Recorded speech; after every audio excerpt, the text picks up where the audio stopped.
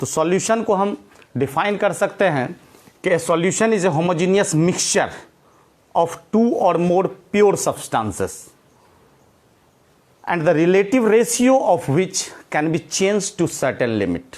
जो सॉल्यूशन होता है यह प्योर सब्सटेंसेस का होमोजेनियस मिक्सचर होता है और इसका जो रिलेटिव रेशियो है उसे हम चेंज कर सकते हैं टू ए सर्टेन लिमिट तक। तो हम डिफरेंट कॉन्स्टिट्यूएंट्स के आधार पर जिस कंपोनेंट्स के द्वारा जो सॉल्यूशन फॉर्म हुआ है, तो on the based on constituents solution में be categorized into following types. अगर कॉन्स्टिट्यूएंट 2 है तो बाइनरी सॉल्यूशन, कॉन्स्टिट्यूएंट 3 है टर्नरी सॉल्यूशन, कॉन्स्टिट्यूएंट 4 है तो क्वाटर्नरी सॉल्यूशन। और in case of binary solution, अगर हम बाइनरी सॉल्यूशन में देखेंगे, two main components that is solute and solvent. And solvent को हम इस रूप में डिफाइन कर सकते हैं कि that component of solution present in larger quantity and the physical nature is similar to the resulting solution, and in own language we can say it is the component in which something is dissolved.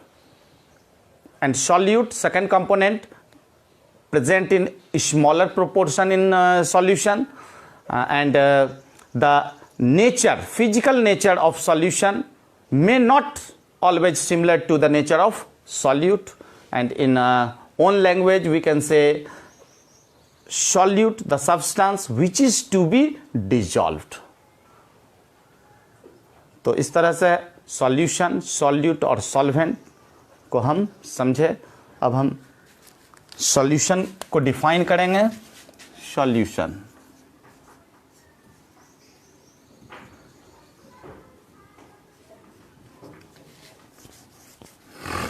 Solution it is a homogeneous mixture.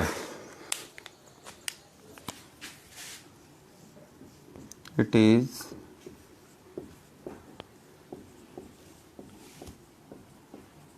homogeneous mixture of two or more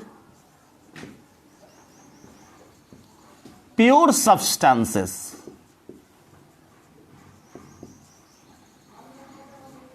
and relative ratio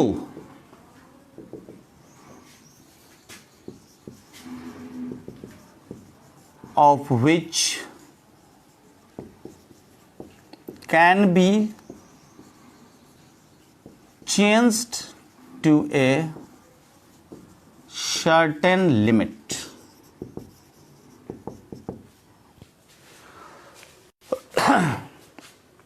Now based on constituents,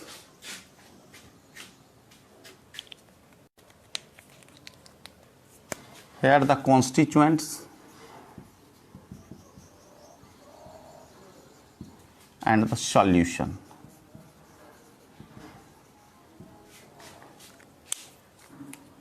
If the constituent is 2, the solution will be binary, 3 ternary, and 4 quaternary. And if we take binary solution,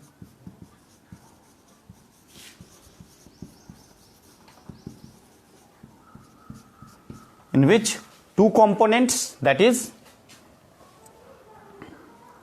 binary solution, 2 components,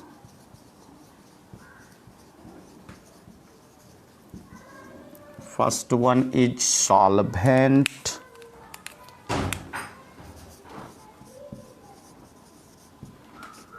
plus solute, A, B. So very easy. Solution, it is a homogeneous mixture and homogeneous mixture of 2 or more pure substances, and the relative ratio of which can be changed to certain limit. कहने का मतलब कि हम जो solution बनाएंगे, solute को solvent में मिलाएंगे, तो ऐसा नहीं कि सॉल्यूट हम मिला रहे हैं और जितना मेरा मन करेगा उतना मिला देंगे, ऐसा नहीं है। एक सर्टेन लिमिट तक हम जो है सॉल्यूट को सॉल्वेंट में मिला सकते हैं, तब मेरा सॉल्यूशन बनेगा।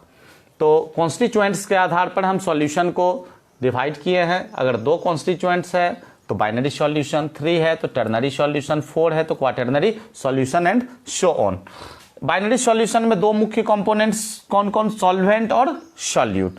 तो अब हम देखने जा रहे हैं सॉल्वेंट और सॉल्यूट किसे कहते हैं, डिफाइन करेंगे हम सॉल्वेंट और सॉल्यूट को। मिटा दें।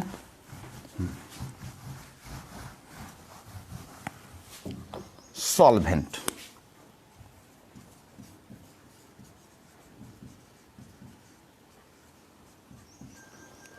that component which is present in larger proportion, that component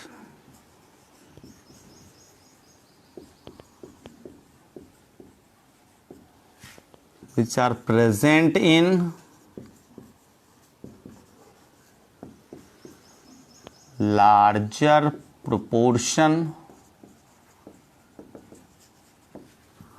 and relative ratio of which can be that component which are present in larger proportion and the nature of resulting solution will be similar to the nature of solvent or physical nature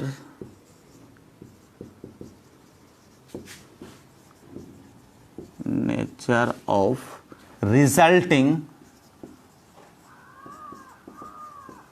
solution is similar to the nature of solvent, means जो solution का nature होगा वो solvent के nature से similar होगा। In our own language we can say in which something is dissolve, in which something is dissolved. Now second component, that is solute and B. Very easy. That component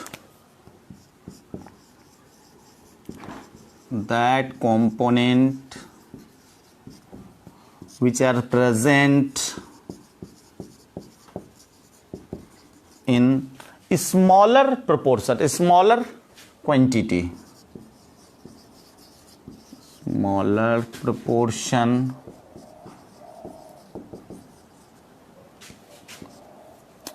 and physical nature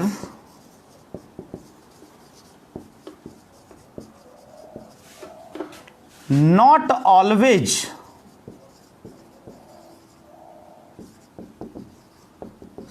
similar to the solution, the resulting solution,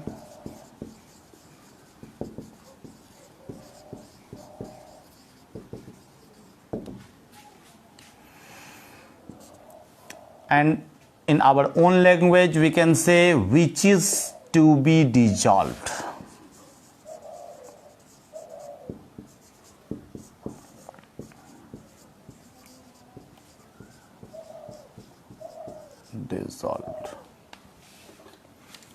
तो इस तरह से हमने binary solution में जो 2 component solute और solvent होता है उसे डिस्कस किया। अब हम देखेंगे कि types of solution based on nature of solute and solvent. तो टोटल 9 टाइप्स के सॉल्यूशन हो सकते हैं बेस्ड ऑन नेचर, कि सॉल्यूट और सॉल्वेंट का नेचर कैसा है उस आधार पे हम सॉल्यूशन को क्लासिफाई कर रहे हैं। तो हम देखेंगे टाइप्स ऑफ सॉल्यूशन।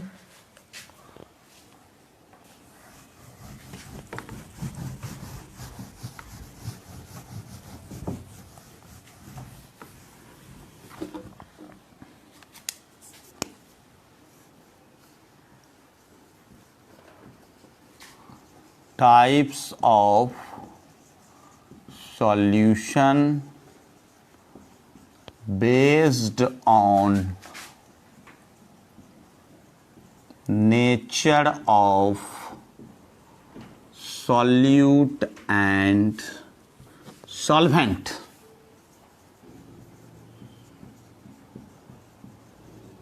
तो एक कॉलम बनाएंगे हम और उस कॉलम के माध्यम से हम समझेंगे कि जो नेचर है सॉल्यूट और सॉल्वेंट का, इस पे आधारित कितने प्रकार के सॉल्यूशन हो सकते हैं.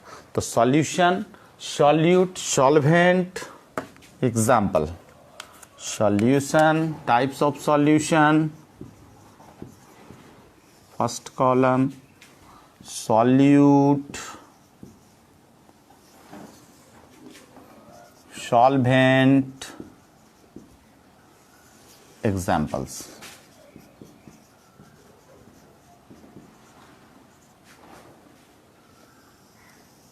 तो बहुत आसान है. Solute, solution.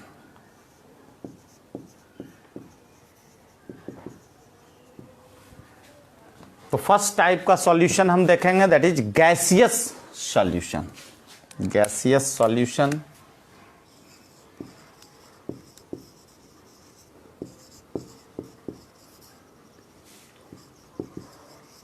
और गैसियस सॉल्यूशन में हम क्या देखेंगे कि जो सॉल्वेंट होगा निश्चित रूप से इसका जो नेचर है वह सिमिलर टू सॉल्वेंट होगा. That means gas. 3 types: gas, gas, gas.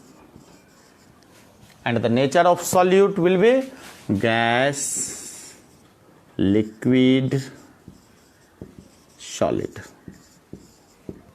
And if we see the examples,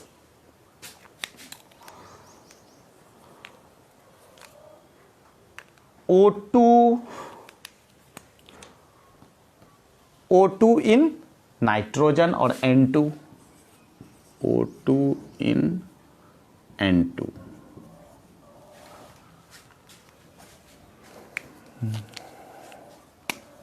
This N2 is solvent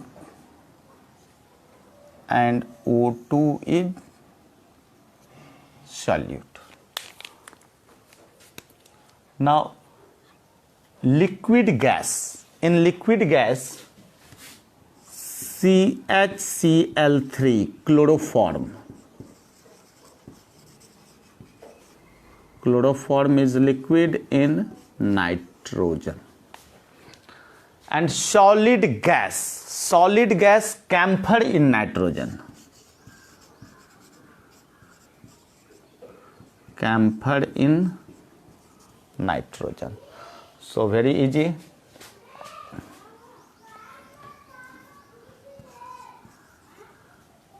Now second type. Second type, liquid solution.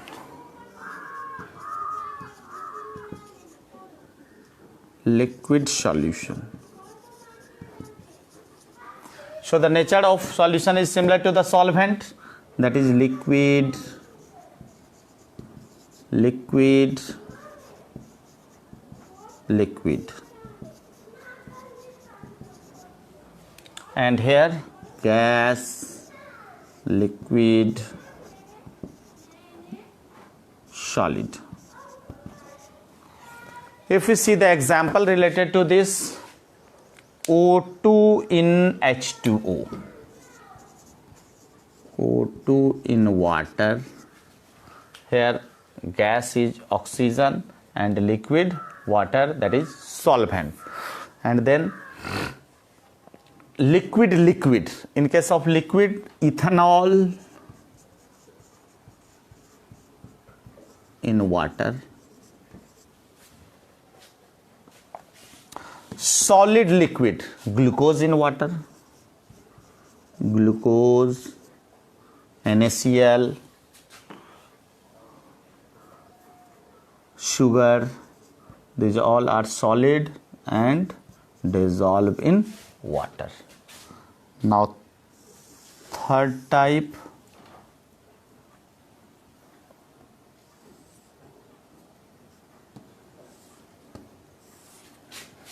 solid solution. Solid solution. Here solid, solid, solid. Gas, liquid, solid. And if we see the examples, that is hydrogen in palladium, H2 in Pd, liquid in solid, mercury means Hg in sodium, sodium amalgam, and solid, copper in gold. So very easy, 9 types of solution based on nature of solute and solvent.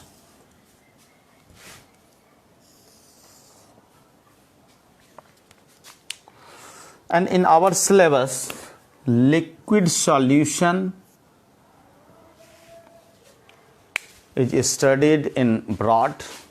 हमारे syllabus में liquid solution को detail में पढ़ना है, तो हम एक एक करके लिक्विड सॉल्यूशन के बारे में पढ़ेंगे. पहले solid liquid solution.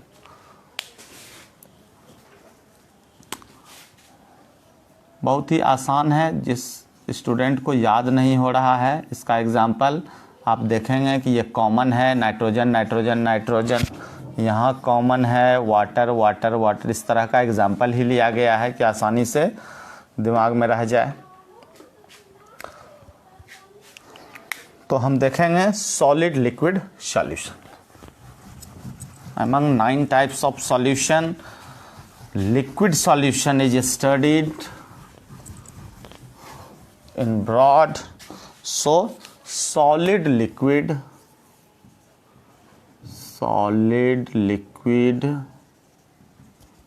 solution.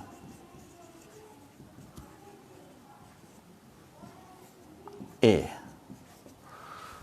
So very easy. Let's see. Solid liquid solution. तो सॉलिड लिक्विड सॉल्यूशन हम देखेंगे कि लिक्विड दैट मीन्स सॉल्वेंट और सॉलिड कुछ उसमें हम मिला रहे हैं. तो इस तरह का जो सॉल्यूशन हो जाएगा मेरा सॉलिड लिक्विड सॉल्यूशन हो जाएगा. सबसे पहले इसकी सॉल्युबिलिटी के हम बात करेंगे कि कितना मैक्सिमम अमाउंट में सॉल्यूट को मिलाया जा रहा है. अगर 100 ग्राम ऑफ सॉल्वेंट है at a specified temperature, that will be the solubility of solid liquid solution. Solubility, the maximum amount of solute can be dissolved in 100 gram of solvent at a specified temperature. तो हम देखेंगे कि कौन कौन सा factors है, factors affecting the solubility of solid liquid solution. तो factors में हम सबसे पहला फैक्टर्स देखेंगे कि nature of solute and solvent. जो सॉलिड हमने लिया है एज ए सॉल्यूट और जो लिक्विड लिया है एज ए सॉल्वेंट, तो उसका नेचर कैसा है. और अगर नेचर सिमिलर है तो हम सॉल्यूशन इजीली फॉर्म कर सकते हैं, क्योंकि हम जानते हैं लाइक डिजॉल्व्स लाइक. अगर आयनिक सॉलिड है तो आयनिक सॉलिड पोलर सॉल्वेंट में घुल जाएगा, नॉन आयनिक सॉलिड है नॉन पोलर सॉल्वेंट में घुल जाएगा. लेकिन अगर हम सॉल्यूट और सॉल्वेंट के नेचर को बदल दें तो सॉल्यूशन नहीं बनेगा. तो अब हम देखेंगे solubility.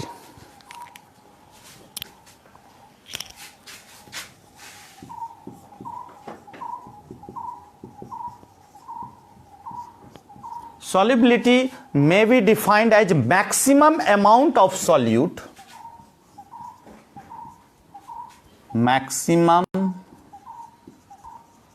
amount of solute that can be dissolved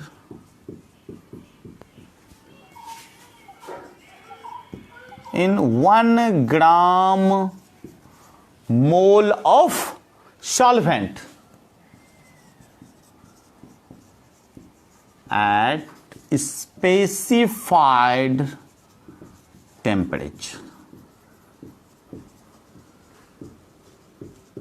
किसी स्पेसिफाइड टेम्परेचर पे 1 ग्राम मोल ऑफ सॉल्वेंट है, उसमें जो maximum amount of solute dissolved है, तो जो सॉल्यूशन बनेगा वो सैचुरेटेड सॉल्यूशन बन जाएगा, क्योंकि वह स्थिति जिसमें कि अब सॉल्यूट हम उस सॉल्वेंट में डिजॉल्व नहीं कर पा रहे हैं, दैट मीन्स मैक्सिमम अमाउंट में हमने सॉल्यूट को डिजॉल्व कर लिया, तो इस सॉल्यूशन को हम सैचुरेटेड सॉल्यूशन भी कहते हैं। तो अब देखेंगे factor affecting solubility. Factors affecting solubility of solid liquid solution.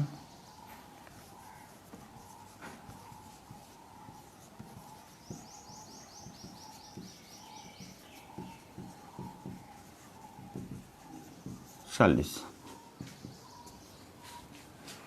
तो सबसे पहला जो फैक्टर होगा वह है nature of solute and solvent. First factor, nature of solute and solvent. Solute means solid and here solvent means liquid. So nature. So we already know like dissolves, like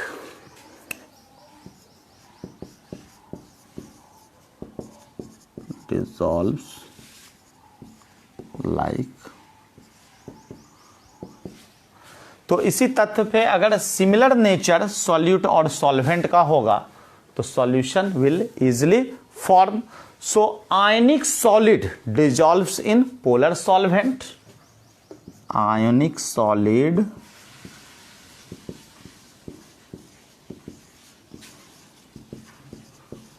dissolves in polar solvent. For example, ionic solid, that is NaCl, sugar, etc., and polar, that is water. So NaCl or sugar easily dissolve in water. Non-ionic solid dissolves in non-polar solvent. Non-ionic solid dissolves in non-polar solvent. For example, naphthalene, anthracene.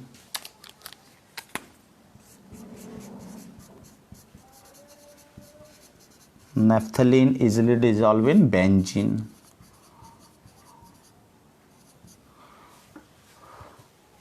But solute and solvent having dissimilar nature cannot form solution. But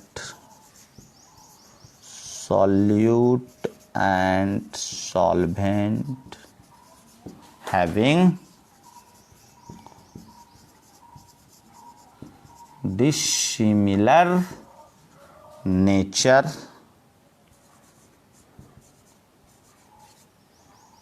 cannot form solution or cannot dissolve.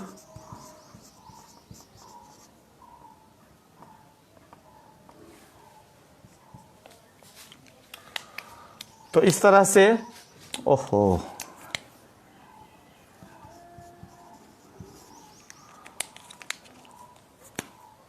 जो पहला factor है that is nature of solute and solvent, तो इसको मैंने discuss किया। लेकिन बहुत important बात इसमें जानने की है कि जो अट्रैक्टिव फोर्स होता है, क्योंकि हमने सॉल्यूट को सॉल्वेंट में मिलाया, लेकिन जो अट्रैक्टिव फोर्स वहाँ ऑपरेटेड है, जैसे कि हम अगर आयनिक सॉलिड देखें तो आयनिक सॉलिड का जो आयंस होता है वह एक दूसरे से इलेक्ट्रोस्टैटिक फोर्स ऑफ अट्रैक्शन द्वारा जुड़े होते हैं। और वही हम पोलर सॉल्वेंट की बात करें तो जो पोलर सॉल्वेंट के मॉलिक्यूल होते हैं उसमें इलेक्ट्रोनेगेटिविटी डिफरेंस होता है, और जिसके कारण कि वो दोनों एक दूसरे से डायपोल डायपोल इंटरेक्शन द्वारा बाइंड रहते हैं। तो हम देखेंगे कि जो सॉल्यूट के आयंस हैं और जो सॉल्वेंट के मॉलिक्यूल्स हैं, इस जो अट्रैक्टिव फोर्स द्वारा वो जुड़े होते हैं, उस अट्रैक्टिव फोर्स को ब्रेक करना है और नया बॉन्ड फॉर्मेशन करना है सॉल्यूट और सॉल्वेंट के मॉलिक्यूल्स के बीच, तब मेरा सॉल्यूशन बनेगा। तो हम देखेंगे यहां लैटिस एनर्जी कि जो मेरा आयनिक सॉलिड है तो उसका 1 ग्राम मोल कंपाउंड के फॉर्मेशन में जो आयंस आपस में जो मिले हुए हैं, इसके फलस्वरूप जो क्रिस्टल का फॉर्मेशन हुआ है, तो जो एनर्जी लिबरेट हुआ है, the energy released when 1 gram mole of compound is form, that is called lattice energy. और एक हम नए प्रकार के एनर्जी जिसे हम सॉल्वेशन एनर्जी कहते हैं, और इन केस ऑफ वाटर हम हाइड्रेशन एनर्जी कहते हैं। तो that energy which represent the attraction force between solute and solvent। तो सॉल्यूट और सॉल्वेंट के बीच जो इंटरेक्शन और अट्रैक्शन फोर्स को रिप्रेजेंट कर रहा है वो है हाइड्रेशन एनर्जी और सॉल्वेशन एनर्जी। अगर हाइड्रेशन एनर्जी लैटिस एनर्जी से ज्यादा होगा, दैट मीन्स इजीली सॉल्यूशन बनेगा, और लैटिस एनर्जी अगर हाइड्रेशन से बढ़ जाए तो सॉल्यूशन नहीं बनेगा। तो हम जो नेक्स्ट टॉपिक है मेरा वो है अट्रैक्टिव फोर्स, इसे समझना ज़्यादा जरूरी है। तो अट्रैक्टिव फोर्स,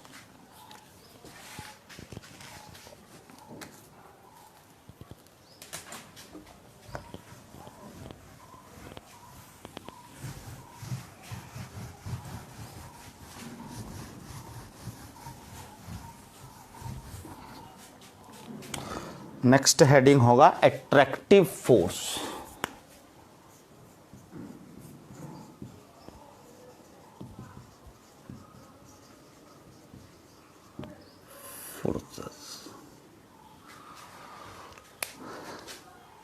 तो इसमें हम पहला जो टॉपिक पढ़ेंगे वो है लैटिस एनर्जी। लैटिस एनर्जी, तो ये lattice energy, the energy released when the energy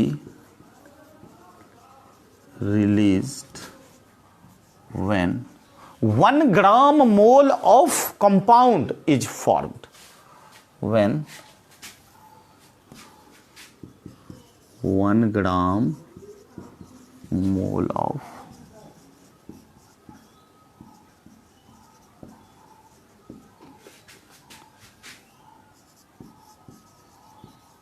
formed। तो हम देखेंगे कि in solute ionic solid, solute that means ionic solid, ions are held together by electrostatic force of attraction. Ions are held together by electrostatic force of attraction, और in case of solvent, polar solvent, polar liquid,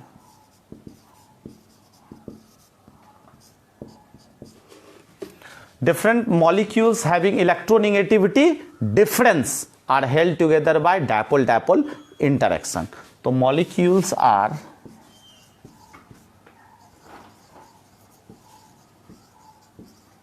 attracted by dipole-dipole interaction. Dipole-dipole interaction due to electronegativity differences.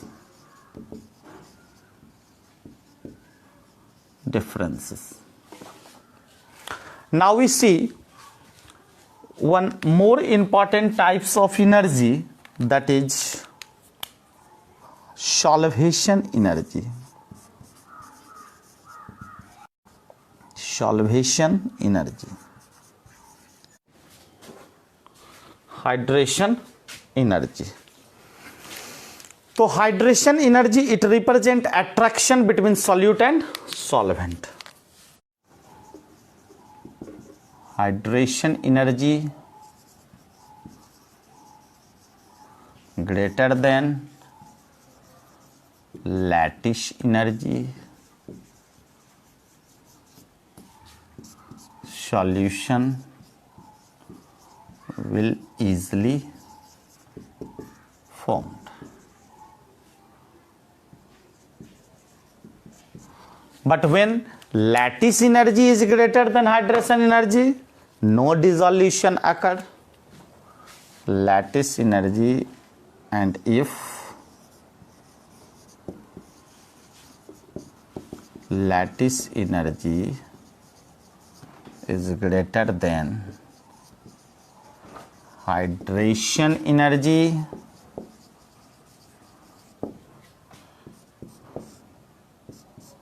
no dissolution occurs. Now next topic, factors affecting the solubility of solid liquid solution, that is temperature. Second factors.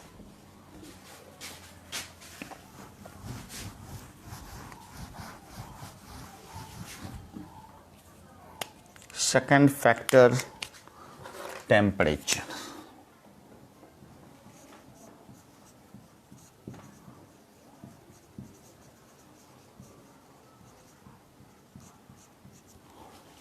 It follow Le-Chatelier principle. If the dissolution is exothermic, means हम solute solvent में मिला रहे हैं, अगर ऐसा reaction हो जाए जिसमें कि एनर्जी निकल रहा हो, दैट मीन्स रिएक्शन मेरा एक्सोथर्मिक हो रहा हो, तो जो हीट ऑफ फॉर्मेशन होगा वो निगेटिव हो जाएगा, दैट मीन्स लेस देन 0 होगा. तो हम इस तरह के डिसोल्यूशन में अगर हम टेम्परेचर बढ़ाते हैं तो सॉल्युबिलिटी घट जाता है. और वही हम देखते हैं कि जो रिएक्शन इंडोथर्मिक होगा, दैट मीन्स सॉल्यूट को सॉल्वेंट है वो इंडोथर्मिक है. बार बार फोन आके डिस्टर्ब हो रहा है. चलिए, टेम्परेचर जो सेकंड मेरा फैक्टर्स है अफेक्टिंग सॉलिड लिक्विड सॉल्यूशन, वो है टेम्परेचर. हम बात कर रहे थे, जो सेकंड फैक्टर था टेम्परेचर. टेम्परेचर को हमने समझा. अब नेक्स्ट फैक्टर जो है वो है प्रेशर. तो हम जानते हैं कि जो मेरा लिक्विड है या सॉलिड है, ये दोनों चाहे वो सॉल्यूट हो सॉल्वेंट हो, इनकॉम्प्रेसिबल होता है. इनकॉम्प्रेसिबल होने के कारण किसी तरह का इसमें प्रेशर का कोई इफेक्ट नहीं पड़ेगा. तो no effect of pressure as both the solute and solvent are incompressible. तो नो इफेक्ट ऑफ प्रेशर यहाँ आ जाना चाहिए. हाँ, so third will be pressure.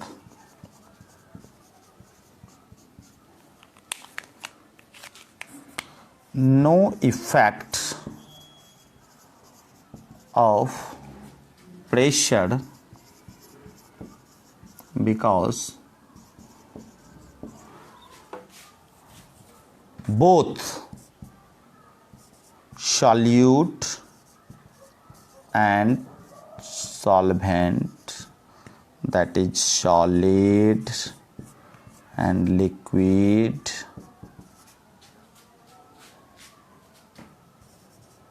are incompressible.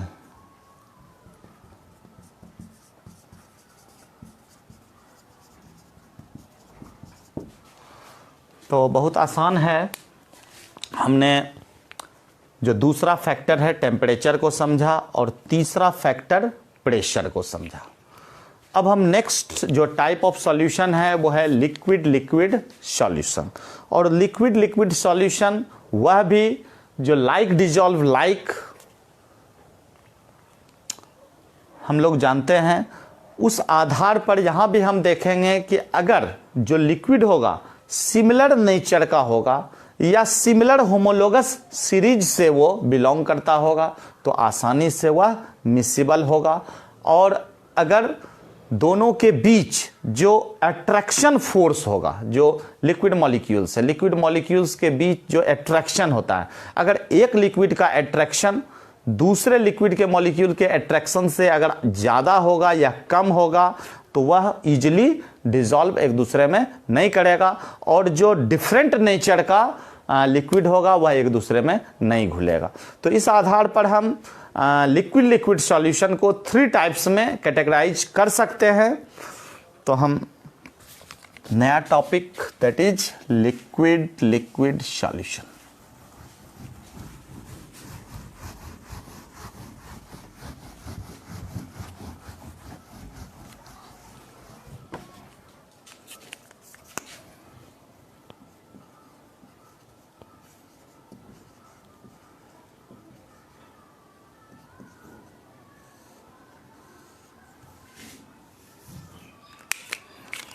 लिख सकते हैं हम 3 types.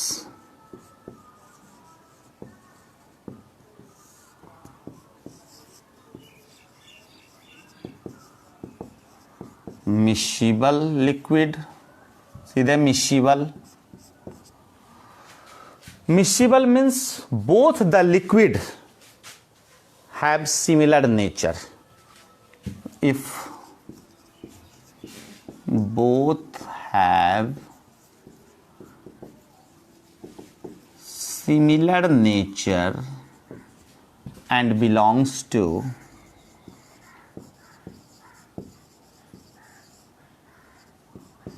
similar homologous series,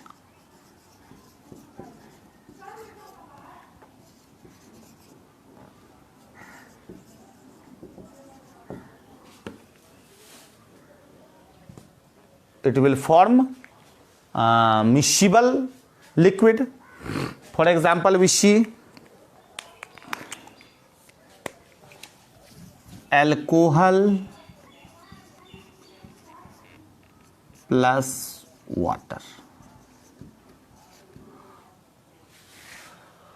Alcohol and water.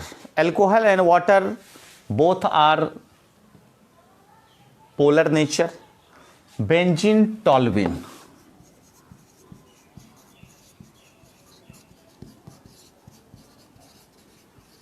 Both belongs to same homologous series. These are similar nature. And second type, partially miscible.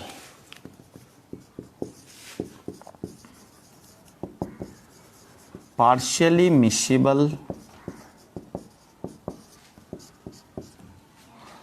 if the attraction force of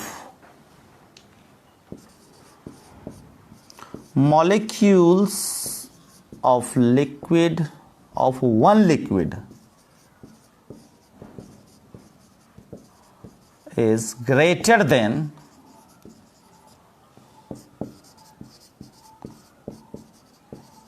other। तो इसको हम partially miscible liquid के अंतर्गत रखेंगे। और partially miscible liquid में हम देखेंगे कि जो एग्जाम्पल हो सकते हैं water aniline, water aniline, aniline plus water, और हम ले सकते हैं phenol plus water,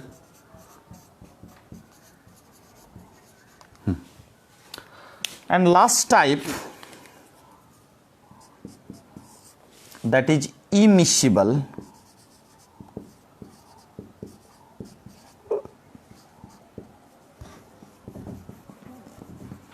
third type immiscible. Immiscible means both have similar, both have dissimilar, both have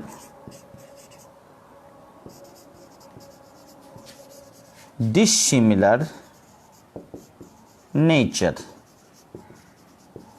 अगर दोनों का नेचर अलग अलग हो तो ये इमिसिबल सॉल्यूशन हो जाएंगे। तो इसमें हम एग्जांपल ले सकते हैं CCl4 water, chloroform water, CCl4 plus water, carbon tetrachloride, CHCl3 chloroform plus water. तो इस तरह से लिक्विड लिक्विड सॉल्यूशन भी कंप्लीट हो गया। इन नेक्स्ट क्लास हम लोग डिस्कस करेंगे गैसियस लिक्विड सॉल्यूशन और उससे रिलेटेड जो हेनरी लॉ है, हेनरी लॉ का application. So thank you for watching this video. समय भी हो चला है, बहुत बहुत धन्यवाद। कल भी फिर 10 से 11 बने रहेंगे इंग्लिश मीडियम के लिए। Thank you.